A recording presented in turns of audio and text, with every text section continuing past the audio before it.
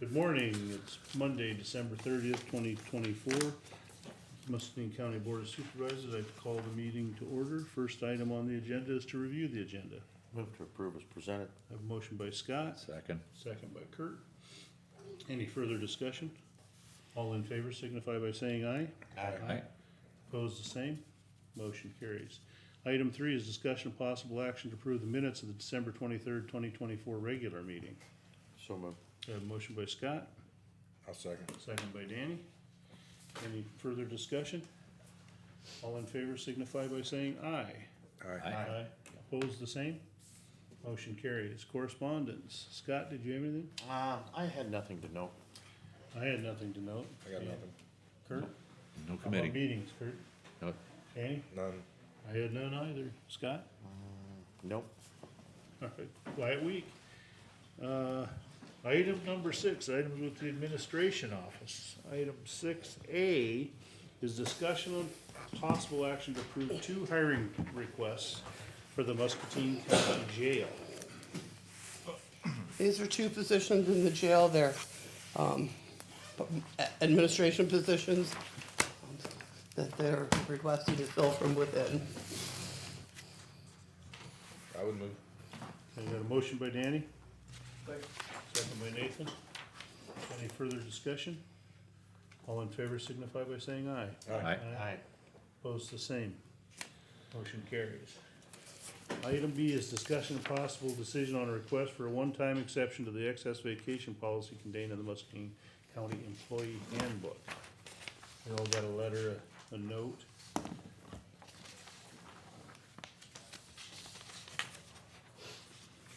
It does look like inside of the, employee handbook that there is exceptions if there's, should be Extenuating documented by circum- department if, under the circumstances with them, that the employee, didn't have time to take that, vacation.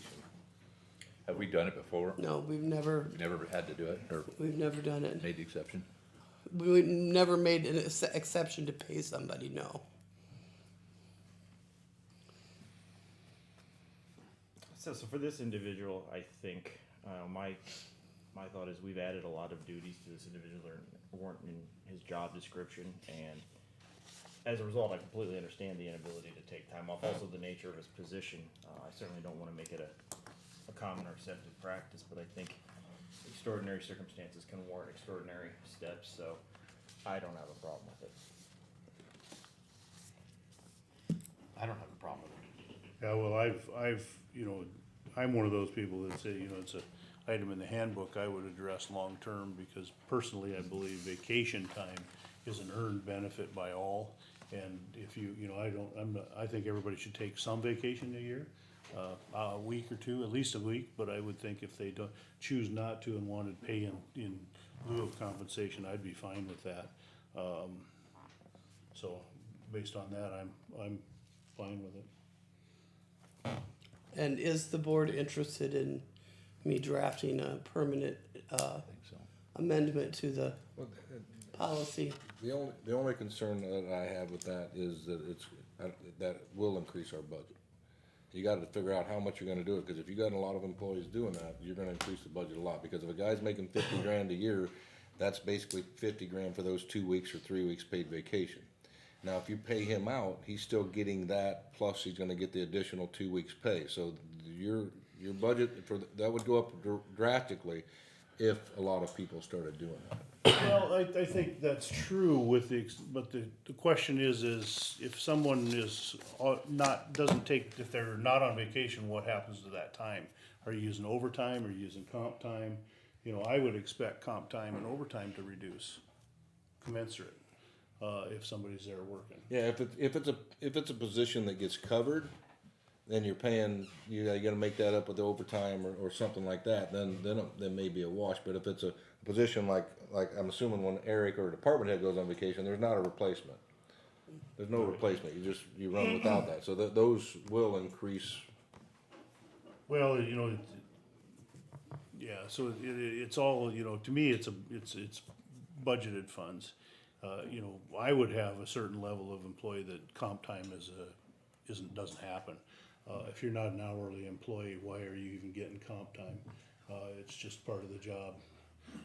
And then I would pay full benefit, because it's, you chase your tail all the time. You know, you wind up with all this, you know, liability, you know, that's really hard to quantify. I know we've run into that in departments in the past where there was, you know, significant comp time that really, what's the control on that? How do you manage that? How does a manager manage that? Do they know what's out there?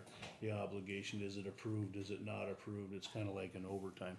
So I like, personally, I like it all on, I like paying for it, because then if it's a cost, you see it. You know, and you know, even like, you know, we talked with that in the auditor's office, you know, when they were using heavy comp time and overtime. And I think we encouraged her to pay overtime because, you know, when comp time's just you're just kicking the can down the road for a cost. And if you never see that cost, you don't really understand what that initiative's costing. You know, in her case, you know, you really couldn't use outside help because it's a trained position. You know, it's like you're kind of in a catch-22 because I can't bring a temp to cover those hours because there's a lot of training involved. So, I don't know. And before I think we think about drafting a change or an update to the employee handbook, I think we'd wanna think about what the new policy should include. And I don't know that we've had that chance to think about that yet. Yeah, I think we'd wanna get a good understanding of what the expectations of the additional cost would be and how much we'd let, you know, if we're letting a lot of employees, whether that's hourly or basically a department head or salary position, take a buyout of a week or two, you'd have to have some gauge of what that would do to our budget at a large, if you're seeing 50 or 100 employees do that. So does our salaried exempt and our salaried non-exempt utilize the same handbook? Yes. Most likely, yeah. What do you think the percentage of employees that would want to participate in this may be? I wouldn't have a good gauge. I would anticipate it to be very low. Well, that's what I would think. I would think it would be incredibly low. And if that's the case, it might not be that concerning. And that's kind of where I'm at. I would be shocked if it was What do we do with our bargaining unit employees? Do they run under the same handbook? Yes. The deputy's contract has some language in it that overrides the handbook, but Everything else. is for not part of most of our benefits and stuff, language in their handbook mirrors, or the language in their contract mirrors our handbook. it. You know, my background's been manufacturing my whole life. And you have overtime hogs in any organization, people that'll work every hour you'll give. And those same people will sell every bit of leave because they don't want time off, they want the money.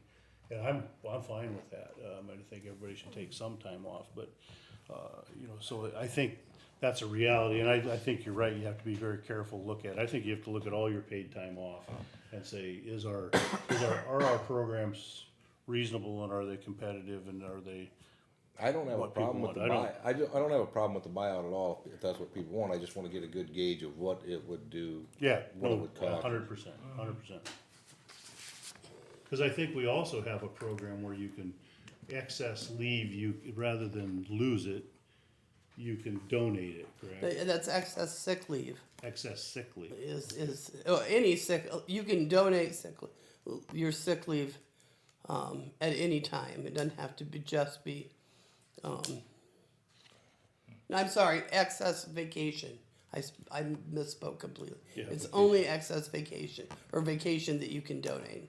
And then that could be utilized by other employees. You can, if you want to donate, you can either donate to a specific individual if at the time they're eligible for donated leave, or you can put it into a pool. And I can tell you that there's at least one other department head that has taken all of their excess vacation every year, and it's under the use it or lose it, and has donated that to the sick leave pool. Well, one thing about it is, as we work forward here, if we were to take and give initially a maximum of 1 week that you'd be able to sell, you'd find out real quick what the level of interest may or may Right, not be. Right. Yeah, I think, yeah. And I'm not saying Yeah. that's exactly what we should do, but you could have that minimum of an amount of 1 week, and you'd learn quickly what the participation level could possibly be. Cause I'm not as familiar probably as I could be with our vacation policy. So a 10-year employee, 4 weeks? 3 weeks? 3 weeks probably for a 10-year employee. 3? Yeah, And what's the maximum, or 5 weeks is the 5 maximum. You hit the max. yeah. So, I know in my work life, I would have never taken 5 weeks of vacation in a year, ever. Couldn't possibly do it. 2, maybe 3. So, I think you have to balance that, so at what point, to some of your employees and your long-term employees, does it become not really a benefit? It's just something to say, Yep. rather than it be a benefit. Okay, so, On this issue, before we make a motion on it, going into next year, do you anticipate that this probably won't happen again, or are you seeing your schedule similar where you think it might be another issue in a year from now? Well, it's certainly my hopes. I would have rather used my vacation in the last couple of years, but it's just been a kind of a perfect storm of extra duties and brand new staff turnover where I frankly have people that can't do what I do in my office. And it's not anywhere near their job description, and so it just wasn't realistic for me to take a week off at a time where, I took 3 days at the fair and it was a nightmare. I was on the phone half the time last summer with the courthouse project going on and trying to have a new employee manage that. And I'm hoping, and I think we need to talk about this long-term project management stuff and what projects are coming and, how that's gonna be addressed, but I certainly don't want this to be the norm. I wanna take some time off. And yet, I don't see anything having changed in the underlying structure of the duties we've given you, so I think we need to be prepared that it will be a real possibility. Well, and it'll become easier to manage as my employees are trained in their primary roles and can start maybe being able to, for a few days at a time, pick up the slack when I'm gone, but that's just not the reality of last couple of trained employees. I In a think, very small office. and I completely understand what you're saying. I just, the cautious part of me wants to think about, not just in your case, but in all cases, perfect storms of all kinds in personnel matters seem to be becoming less and less uncommon and, more regular in their occurrence. So, I think we need to be prepared to kind of reevaluate how we look at that. well, this is, I just listened to the conversation here, it reminds me of, we haven't done it in a number of years. I think the last time was when, probably 4 or 5 years before Keith retired, we started to have conversations with managers about organization. We just dealt with it in the auditor's office pretty heavily, where they had a lot of seniority, we were losing people, and, rightly, wrongly, we have a very seasoned, workforce.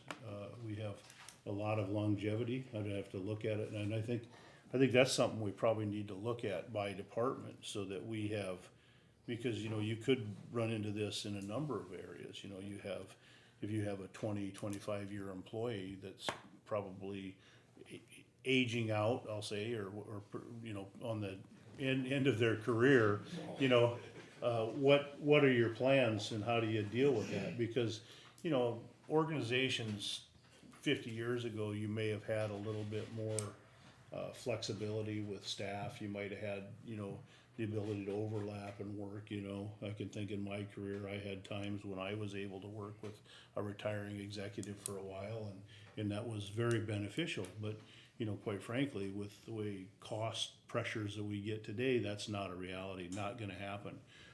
So how do you manage through that? That's probably something we need to talk with our managers about and think about, because I know in the county engineer's office, probably 10 years ago, we were not very deep. It was pretty bad. And Keith went on a pretty concerted effort to deal with that, and I can sit around the room and look at it. We probably have a few departments that I'm concerned about our depth chart. And, what are we gonna do about that as a leadership team? I think that's a conversation, and, you know, pay, benefits, all of that has a place in that conversation. Are you fully staffed then, Eric? Yes. Okay. Okay, Well, I'll move approval. so I have a motion by Nathan, I'll second. second by Scott. Any further discussion? All in favor signify by saying aye. Aye. Opposed, the same. And then do we wanna, I think probably after budget sometime, Nancy will take this back up and have a Yeah, session maybe, and talk about it. maybe we have a conversation about allowing a week, and then we get a good gauge on it in 2025 to know what, you know, what it would do, to additional, how many people are participating in it, and See if it's something that's interested or not interested. Okay. Okay. All right, item C is discussion and possible action to appoint a committee to develop recommendations to the Board of Supervisors regarding updating the 2080 with the Muscatine County Solid Waste Management Agreement and the operating agreement between the agency and the city of Muscatine. So I think, you know, Danny's been on that commission now for a couple of years. yeah, we're working on redoing the 2080 that's several, so I think like 40, 50 years old, wasn't it? From the seventies, I In the think. seventies or something. And Jim's been working on laying that out, but Jim has found some concerns, I don't know if they wanna call them concerns, but things that he has that he wants us to pay some more attention to going into the new agreement. He wants the Board of Supervisors to give him direction on how to put the direction in that contract. So this subcommittee would probably be a couple Board of Supervisor members and Jim, and I don't know who else, maybe that'd be it. Maybe Nancy, I think don't know what you'd probably be. Nancy or Kayla would be somebody that understands the finance side and some of the requirements. And then once we, You know, we might, Eric probably would be a one that I would. Well, he'll have time. Yeah, well, I've been involved in some of the back and forth with it. Yeah. well, you know, Makes some because of sense. your work with the DNR and you know, we have there have been issues out there and you know, there's a history with that organization, so. yeah, once we get them findings resolved and Jim gets them updated in the contract, then they'll submit that contract to the city administrator. And, I suppose eventually it will have to get to the other incorporated cities, except Wilton. Wilton's opted out. But they'll have to also sign off on the approval after us and the city come to the original agreement. The city of Muscatine come to the original agreement. Cause the land, we own the land, correct, Nancy? Yes. I think we own the land. No, actually, The city owns. I think the city owns land. So they operated under our authority or something. I don't know why we even have, because they operate it, they offer the. By law, the county is responsible for solid waste unless they have somebody else do it on their behalf.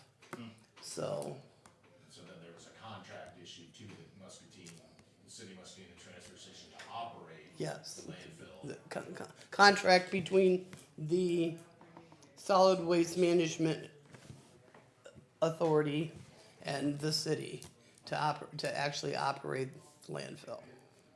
Okay, so the county opted to create an authority and then have that responsibility held through there. The city of Muscatine owns the property and then that authority subcontracts with the city of Muscatine to maintain that, so, yeah, okay.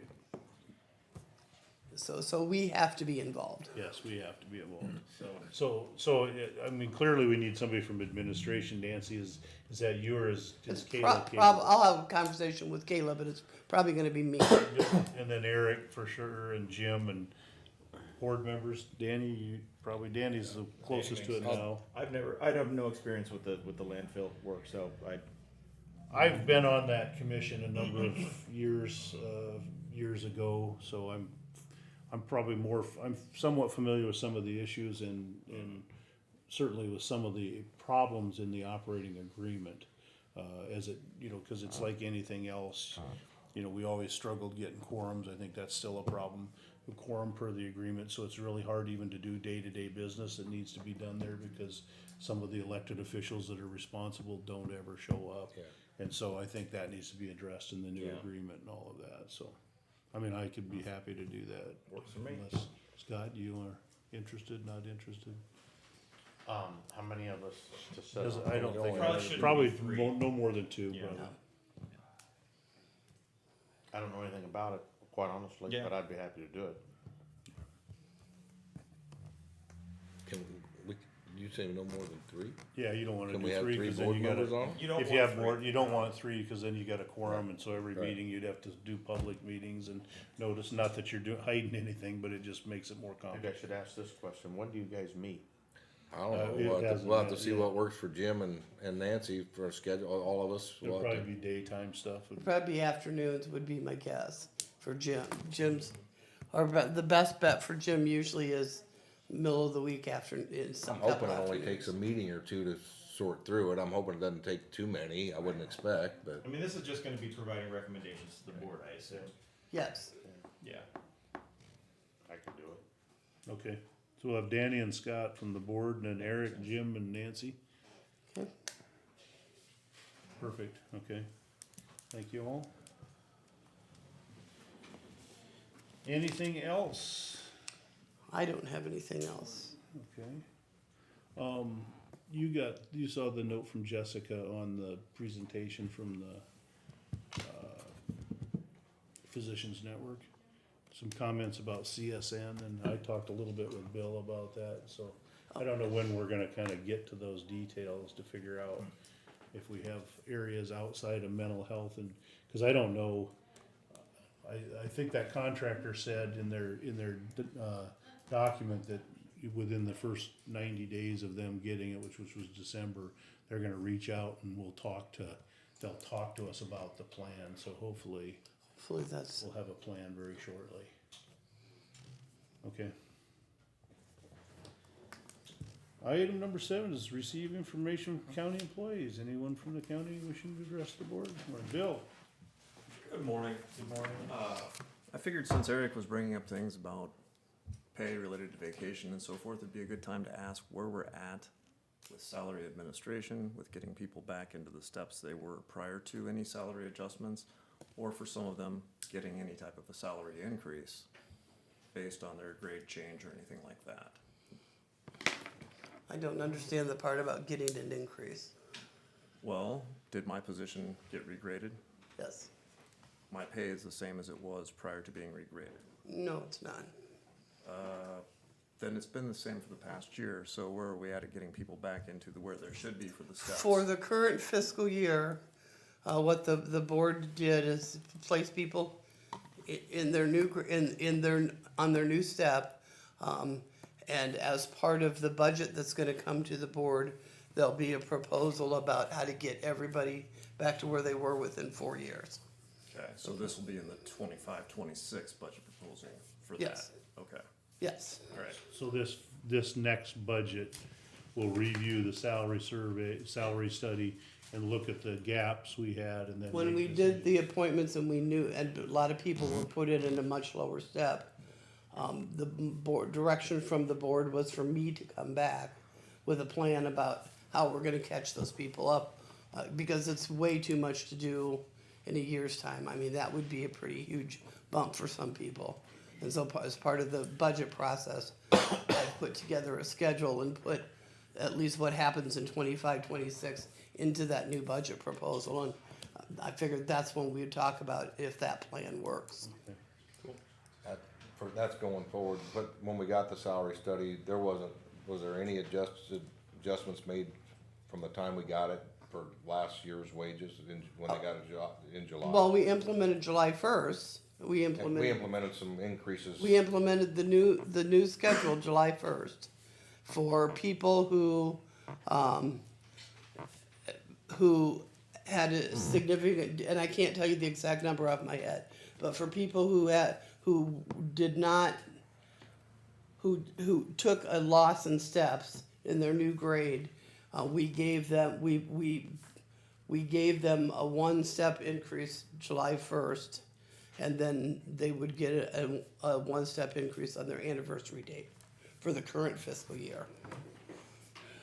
And My let's anniversary. look, let's specifically look at Your yours, employment make sure. anniversary. So one would have been done at fiscal year one at employment, their employment anniversary. Yeah, typically you only get a step on your anniversary date, and July 1st, you get the cost of living. But to start this process out, we gave a step July 1st from where they said to drop people in. We gave them another step July 1st if they'd lost steps, and they would get a step on their anniversary date. Okay. And then the budget that comes to you will come with a proposal about what we do with those people to get them caught back up. So we could have, will you get to us kind of a red line of, here's the one, here were the issues, Yep, and where we are with them, so we can look at that individually too? absolutely. Okay. And being somebody that is at the cap for their vacation time, I'm interested to see what comes with Eric's Yeah, request and proposal, because I generally am on call even when I'm on vacation, so I'd like to see how this plays out. yeah, I think, to me, it's, my history, my work history says, when you get a lot of years, It it's gets very problematic. different, and typically you get into a managerial level where you have responsibilities that nobody covers when you're gone. I think we have a number of faces in this room that probably deal with that every year. I think, to me, a policy that would allow you to, rather than lose, you could sell that, I don't have a problem with personally. Yeah. And other than myself, I don't know if anybody is still on the Flex program. Are you on that, Nancy? Yeah, Are we the last two? no, Eric's on that. If, in our department, anybody that's a Oh. department head. Okay, If- I was it basically told the- at one time that we weren't doing that any longer for new hire department heads, but that's all right. Regardless, I am interested in knowing that. I would like to see some options so that we can start using some of the flex time that we've accrued. Well, and I imagine it's especially difficult in your department as you just had the two of you with that. Well, one right, position but, being but unfilled. even that, it's just that, depending on the time of year or depending on what we may have going on for projects, there are things that we do work extra Well, what hours. I would ask everybody that's, been here a while and in those, what are the issues you have and what thoughts do you have? Cause I'd be interested in hearing them, what do you think would work? 'Cause And you're after, the ones that are gonna manage Right. teams too. after the and budget, understand. after we're through the budget process, Yeah. I think it makes sense to set up a work meeting with the department heads We could just have an in-depth and have with the some department heads and discussion just about, hammer all- out yep. some of these things and say, what should we do? Yeah, I personally I don't know, I'm not familiar with the flex hours, so that's something. well, It's just a one for basically, one. basically the flex thing says, if you're in a position that you don't accrue, that you're not eligible for comp time, so it's basically our department heads, that you fall under flex time. And flex times is supposed to be, you don't have to track anything, you work however many hours you have to work in order to get the job done. And if one week that means you have to work 60 hours, you work 60 hours. If another week that means you can do it in 32, then you do it in 32.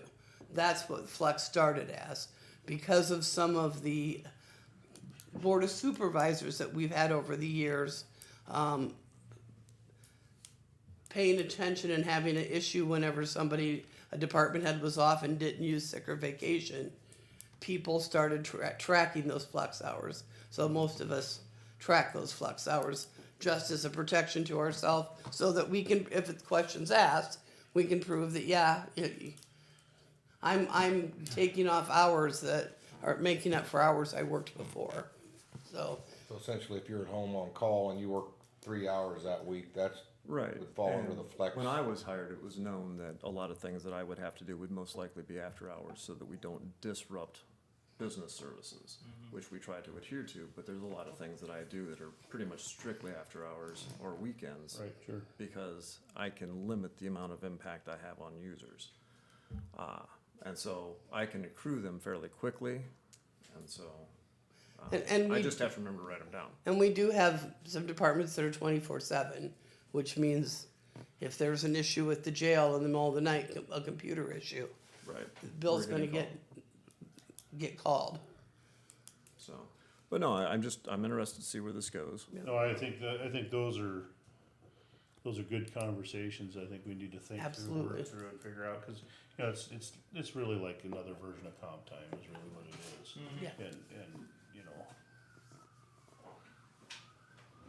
So, that was really all I have, unless you have something for me. nope. So, other than CSN, which Well, we just, discussed. we had that discussion this morning, and I'm certain Nancy, Bill, both, that, you know, you're on notice that, you know, probably as things transition with the mental health region, we are gonna need some assistance and guidance on Yeah. things, more than likely. Okay, Yeah, and we'll work with you on that. alright, thanks, Bill. Alright, anybody else? Next is receive comments from the public. Any members of the public wishing to address the board this morning? Seeing no one come forward, we are adjourned.